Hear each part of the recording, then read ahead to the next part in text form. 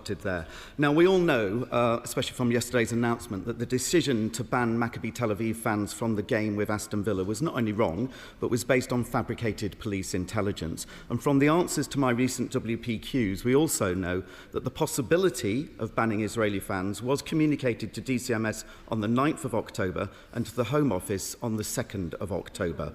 That was 2 weeks before the ban was publicly announced. So in that 2-week period, what conversations took place between DCMS, the Home Office, the police, the SAG and others, given that a hugely controversial decision was potentially about to be made, and what action was taken to try and stop it? Given how much of a chilling effect this has had on the Jewish community in particular, and on everybody who needs to have trust in our police services across this country, I do want to be absolutely crystal clear on this point. I've looked into the concerns that he raised about whether DCMS officials were aware of this decision in advance. We were working on the instruction that this match was still supposed to go ahead. That was on the basis of advice from the SAG. I'd be happy to outline this in further detail to him, but it is absolutely not correct to say that DCMS officials were made aware that a ban was going to be taken place. And I have to say to him on a very personal level, had that been the case, I would make sure that people were held to be accountable for that. And on the wider issue of what has unfolded over recent days, I do just want to reiterate to him that having watched West Midlands Police contradict me, contradict this government and contradict their own evidence in public over recent months, and seeing all of that laid bare in a report that the Home Secretary brought to this House yesterday, I do want to say to him that I believe it is astonishing that the Chief Constable remains in post, and I hope he will seriously reflect on his position. I find it jaw-dropping, actually, that having misled Parliament and misled the public, that the Chief Constable hasn't resigned. I find it even more extraordinary that having lost the confidence of the Home Secretary, who is also one of his local MPs, and still not resigned, I just find that absolutely outrageous.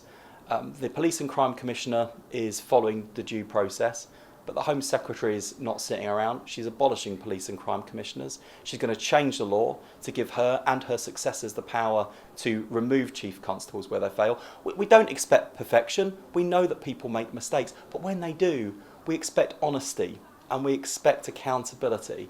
We haven't seen that in this case, and that's why he should go and do the right thing. The Home Secretary, the Police and Crime Commissioner, they have seen very clearly that he's misled Parliament. More importantly, he's misled his community. He's lost the confidence of the Home Secretary, one of his local MPs. I suspect he'll have lost the confidence of lots of the local residents who ought to be able to have trust in police. And you do have to take responsibility and resign. There's still plenty of time left today. I hope he does the right thing without someone having to take the decision for him.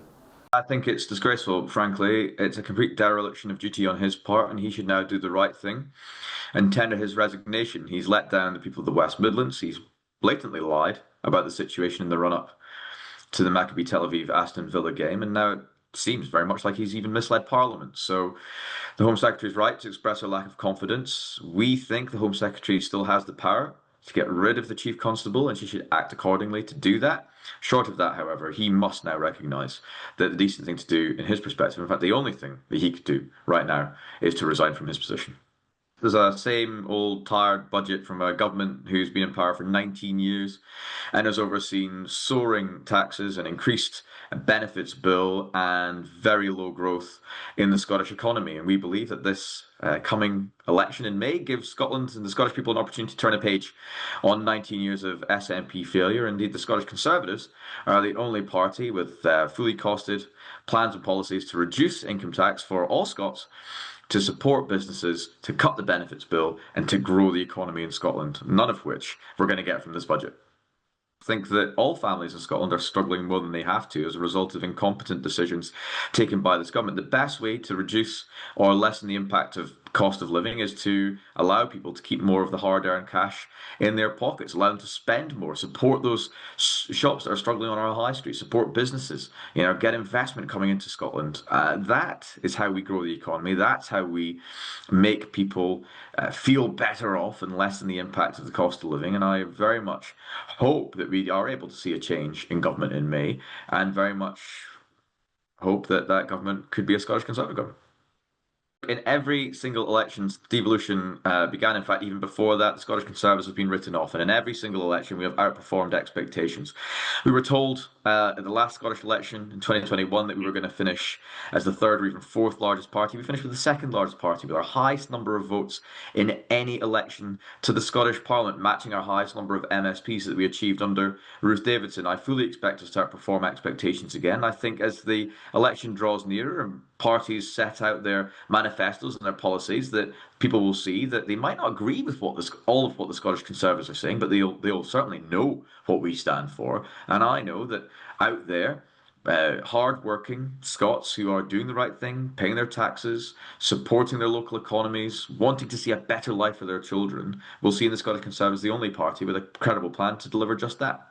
I'm really not focused on what Reform are doing in Scotland at all. I really couldn't care less what Nigel Farage does in Scotland today. What we're focused on, and why Kemi is in Scotland with Russell Finlay, our leader here today, is delivering those policies that we believe can turn a page on 19 years of SNP failure and really start to grow the Scottish economy and support people here in Scotland to feel better off. Whatever Nigel does today, I'm sure we'll hear all about it, but that's not where our focus is. Our focus is on moving forward and delivering for the people of Scotland. Their policy is bonkers, frankly. They are lumbering the British people with higher bills, paying £95 per kilowatt hour for the next 20 years to these offshore wind developers, who will be paid even if they have to turn their wind turbines off because it's either too windy or the wind's not blowing. Where by contrast, without a carbon tax, gas is sitting at a price of £55 per kilowatt hour, and that is set to drop. So we should be abandoning these wild plans for clean power 2030 or net zero 2050. We should be investing in homegrown energy, and that means investing in our oil and gas industry. Yes, of course, there's a place for renewables, but not at any cost. And the British people, frankly, are paying some of the highest prices for their energy of any country in the world as a direct result of the levies and carbon taxes that are paying for this new infrastructure that's being built, all for the Ed Miliband vanity project to meet its next outlandish target. And frankly, enough is enough. And I think the British people recognise that. And it's time for pragmatism to win over ideology, and for Ed Miliband to recognise that the British people are not in the space where they're willing to pay ever-increasing costs for technology which has been being subsidised since 1990, at the same time as we're having to import more gas from overseas than ever before to keep the lights on. It's wrong-headed, it's mad, and it needs to end there.